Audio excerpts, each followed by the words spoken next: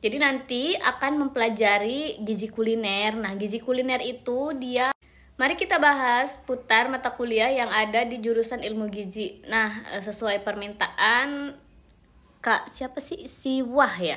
Kak, spill matkulnya dong dan caranya gimana? Oke, sesuai pengalaman aku, mata kuliah yang ada di jurusan ilmu gizi itu kurang lebih ya nanti yang aku sebutkan. Cuma nanti kalau misalkan ada mata kuliah yang terbaru mungkin aku nggak tahu ya, karena ini sesuai pengalaman aku dulu. Untuk kurikulum terbaru sih aku belum dapat updatean terbarunya ya itu. Jadi nanti akan mempelajari gizi kuliner. Nah, gizi kuliner itu isinya tuh nanti kita membahas putar makanan apa aja yang ada di Indonesia, mulai dari lokal, terus makanan cemilan dan sebagainya. Jadi kita tuh harus tahu kandungan gizi yang ada di dalam makanan itu apa aja. Terus juga akan belajar gizi dalam daur kehidupan. Nah, gizi dalam daur kehidupan itu kita membahas putar zat gizi yang dibutuhkan atau misalkan asupan yang tepat, mulai dari di dalam kandungan, ibu mengandung, melahirkan, terus juga perkembangan anak balita, baduta, itu sampai nanti lansia makanannya seperti apa itu akan dibahas di situ. Terus juga belajar anatomi, fisiologi, dan patofisiologi. Nah, ini tuh kurang lebih akan mempelajari penyakit dan juga organ tubuh yang ada di dalam tubuh manusia, mulai dari jantung, paru, dan sebagainya itu akan dibahas.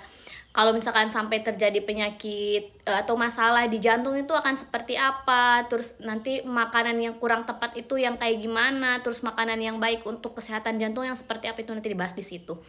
Terus juga belajar mikrobiologi pangan, belajar juga interaksi obat dan makanan atau disingkat dengan IOM. Interaksi obat dan makanan itu kita tuh akan mempelajari misalkan obat untuk penyakit jantung itu sebaiknya jangan dikonsumsi dengan makanan seperti apa, itu nanti dibahas di dalamnya. Itu seru banget sebenarnya kalau mau mempelajari lebih dalam tentang interaksi obat dan makanan.